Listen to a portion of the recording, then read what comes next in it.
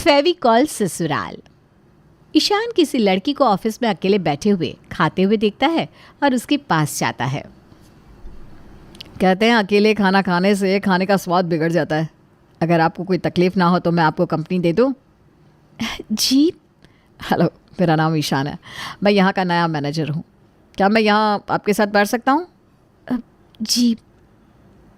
बस उसी दिन से ईशान ने मेरी लाइफ के अकेलेपन को दूर कर दिया और आज हम दोनों आपके सामने हैं। वाह भाभी, आप दोनों की लव स्टोरी कितनी रोमांटिक है। सुन के ऐसा लगता है किसी फिल्म की कहानी है। सच में, आप दोनों का ऑफिस में मिलना, भाई का आपके पास आना, आपका दोस्त बनना, और आज हम आपके शादी की बात कर रहे हैं। मुझे तो अभी तक यकीन नहीं हो रहा। अरे तुम दोनों चुप करो, नज़र ना लग जाए कहीं मेरे बेटे और होने वाली बहू को। हाय, कितनी प्यारी जोड़ी है इन दोनों की। थू। हाँ भाई, चलो अब शादी की बात भी कर लेते हैं। गीता बेटा, अभी तक तुम्हारे मम्मी पापा आए नहीं? जी, मैं अभी उनको फ़ोन लगाती हूँ। हाँ, लगाओ बेटा।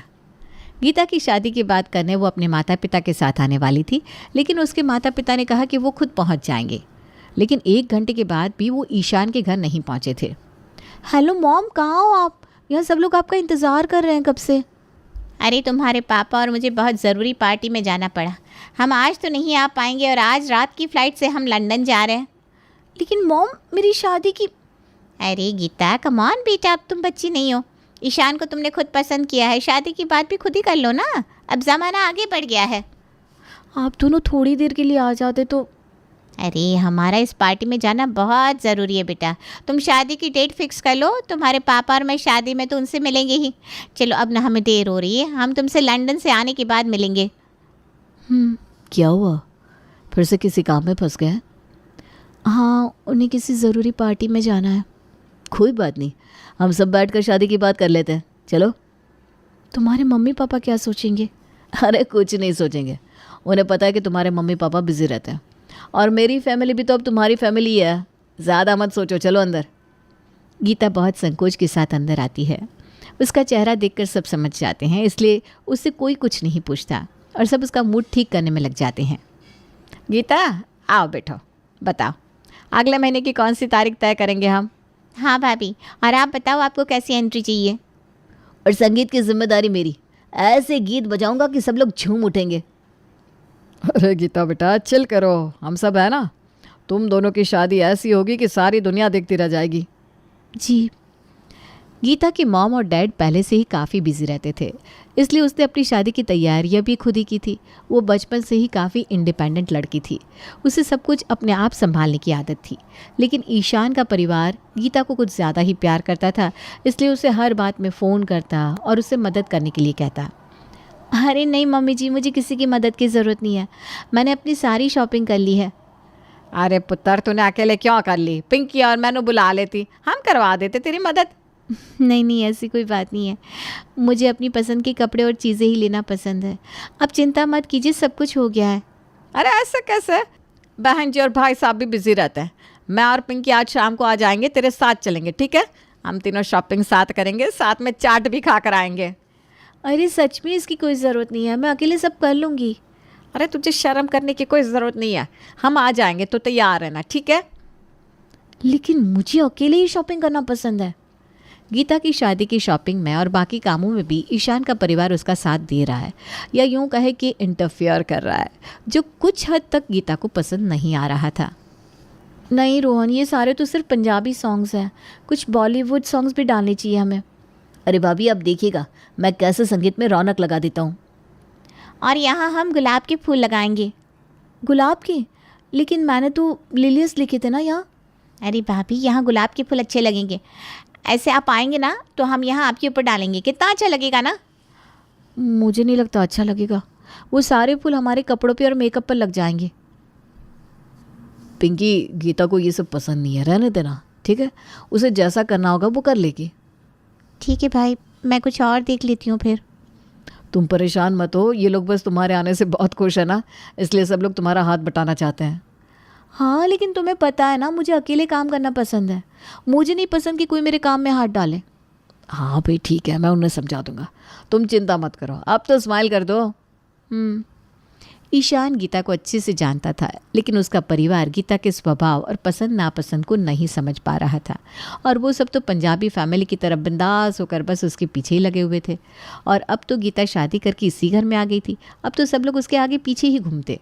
पिंकी, रोहन, चलो अब गीता और मैं बहुत थक गया, तुम दोनों भी अपने कमरे में जाओ। क्या भैया, भाभी के आते ही आप तो हमें कमरे से निकाल रहे हो। हाँ भैया, अभी रात के 11 ही तो बजे हैं, बैठते ना थोड़ी देर। गीता ईशान को गुस्से से देख रही थी, जिसे देखकर ईशान समझ गया था कि गीता को ये सब पसंद नहीं आ रहा। रोहन, पिंकी, मैंने कहा ना अभी तुम लोग अपने कमरे में जाओ, अब गीता बहुत थक गई है, उसे आराम करना है। भाभी, मैं आपके सर में तेल लगा दूँ, आपको अच्छा लगेगा? नहीं, मुझे बस थोड़ी देर आराम करना है। ठीक है भाभी, अगर आपको किसी चीज़ की ज़रूरत हो तो हम आपकी खिदमत में हाजिर है।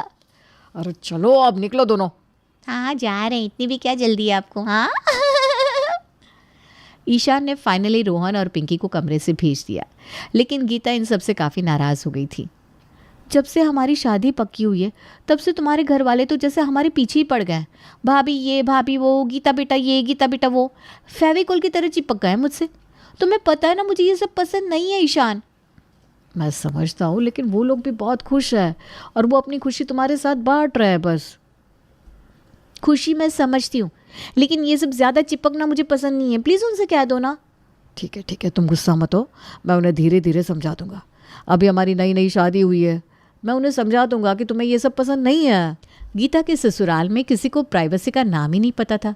वो तो बस गीता को अपना मानने लगे थे, इसलिए हर छोटी बात में या तो उसके कमरे में चले जाते या उससे पूछने लग जाते। अरे गीता पुत्र, तू तो कुछ खा ही नहीं रही है, ये ले पुत्र पराठे खा, मक्खन पाके, मज़ा आ जाएगा। नहीं मम्मी जी, मुझे इतना भारी नाश्ता खाने की आदत नहीं है, मैं ये फ्रूट्स ही खा लेती हूँ। अरे फलों से कोई पेट भरता है भला?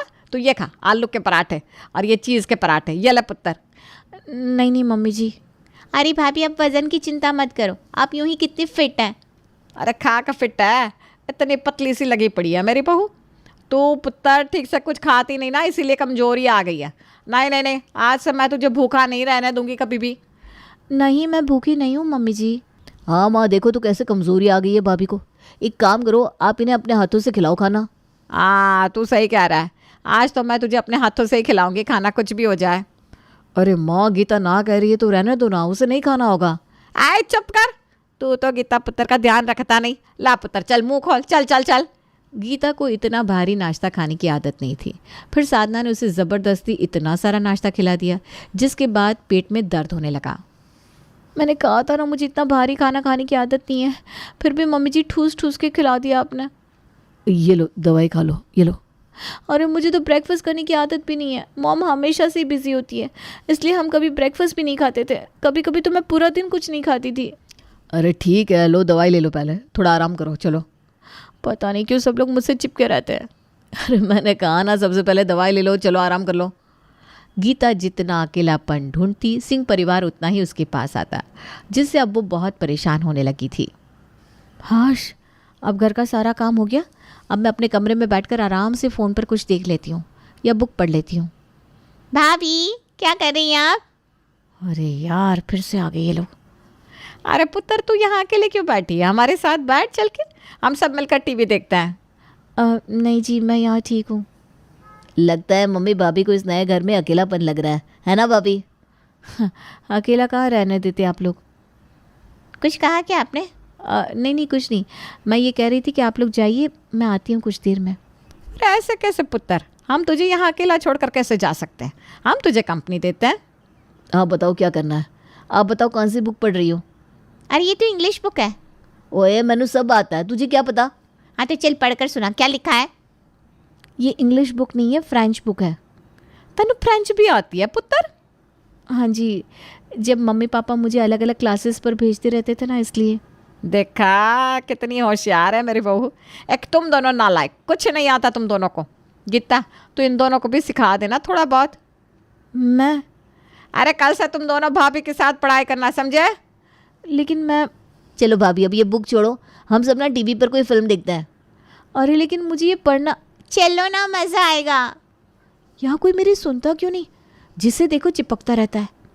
गीता का पूरा दिन सबके साथ बीत रहा था, इसलिए आज वो बहुत ज़्यादा गुस्सा थी क्योंकि उसे अकेले में वक्त बिताना था जैसे वो हमेशा करती थी। अरे तुम इतना गुस्सा क्यों कर रही हो? सब लोग तुम्हें प्यार ही तो कर रहे हैं ना, कुछ कह थोड़ी रहा है। लेकिन चिपकने की भी तो कोई हद होती है, मुझे ये सब नहीं पसंद। तुम्हारी प्रॉब्लम क्या है? मेरी फैमिली तुम्हारे साथ इतना अच्छा बर्ताव कर रही है और तुम हो कि उन्हें भला बुरा कह रही हो। मैं उन्हें बुरा नहीं कह रही हूँ, लेकिन मुझे ये चिपको टाइप फैमिली पसंद नहीं है। मैं हमेशा से ही अकेली रही हूँ, मुझे अपना काम खुद करने की आदत है। मुझे ये सब यही तुम्हारी प्रॉब्लम है। तुम इतना अकेली रह चुकी हो कि अब तुम्हें तुम्हारे आसपास लोग पसंद ही नहीं आते। मैं भी तुम्हारे करीब तुम्हारा अकेलापन दूर करने ही आया था गीता, लेकिन तुम हो कि किसी की बात को सुनने को तैयार ही नहीं हो।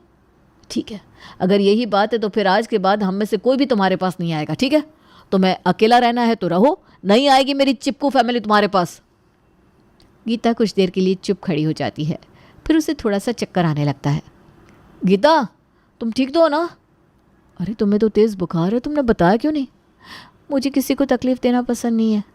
हे भगवान, तुम यहीं आराम करो, मैं तुम्हारे लिए दवाई लेकर आता हूँ।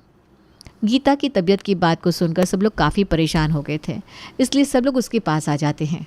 अरे पुत्र, तूने बताया नहीं तुझे बुखार है? इतना भी कोई ख़ास नहीं है मम्मी जी, मैं ठीक हूँ। अरे ऐसे कैसे? मेरी बच्ची अभी चक्कर खा कर गिरने वाली थी, मुझे कितना बुरा लग रहा है। अरे मम्मी जी, आप रो क्यों रही है? मैं ठीक हूँ। कोई ना, अभी तू चुपचाप लेट जा, मैं तेरे सर पे ठंडे पानी की पट्टी कर देती हूँ। नहीं, इसकी कोई ज़रूरत। अरे चुप, तेरी माँ हूँ, कोई बात नहीं सुनूंगी तेरी, चल सो जा। हाँ भाभी, आप आराम करो, हम कल फ्रेंच सीखेंगे आपसे। तो पहले हिंदी तो सीख ले। साधना और सारा परिवार पूरी रात गीता के पास ही बैठा रहा। साधना उसके माथे पर पट्टी करती रही, जिसे देखकर गीता को वो दिन याद आ रहे थे जब अपने घर में बीमार अकेली होती थी और उसके पास कोई नहीं होता था। उसे एहसास होता है कि वो ज़िंदगी में यही तो ढूंढ रही थी, सबका प्यार, सबका साथ, और जब आज उसे ये सब मिला तो वो उसे नकार रही थी। गीता साधना को अपने पास देखकर उसकी गोद में सर रखकर सो जाती है। अगले दिन पिंकी और रोहन साधना से लड़ रहे थे। मम्मी, आप हमेशा उसे ही हाथों से खिलाते हो। नहीं, आज मम्मी के हाथ से पहला निवाला मैनू ही खाना है। मैं उनकी लाडली हूँ, वो पहले मुझे ही खिलाएंगी, समझे? अरे हाथ में निवाला पकड़े खड़ी हूँ, तुम दोनों लड़ रहे हो। मम्मी जी के हाथ से तो मैं खाऊंगी और कोई नहीं। भाभी आप? हाँ, तुम दोनों ने बहुत प्यार लूट लिया है मम्मी जी पापा जी का। अब सारा प्यार मैं किसी के साथ नहीं बांटूंगी। अब तो लगता है कि भाभी ही मम्मी की फेवरेट बनने वाली है।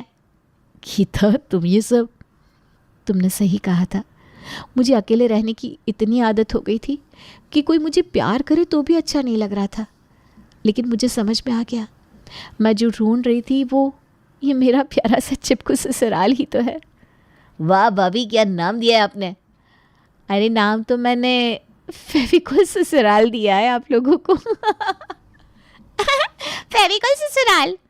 हाँ, लेकिन अब मैं भी आप सबसे फेविकोल की तरह चिपक गई हूँ। अब आप लोग चाहे भी तो भी आपसे अलग नहीं होंगी। माँ जी, आपको चलेगी ना फेविकोल जैसी बहू? अरे बिल्कुल, मेरे चारों बच्चे मुझे बहुत प्यारे हैं।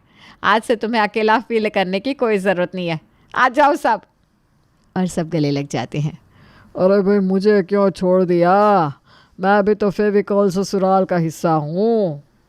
अरे आप तो सबसे बड़े फेविकोल हैं, आज तक मिठाई का पीछा नहीं छोड़ा। बोलो। अरे पीछा तो तुम्हारा भी नहीं छोड़ा मैंने। वाह पापा वाह, क्या लाइन बोली है आपने।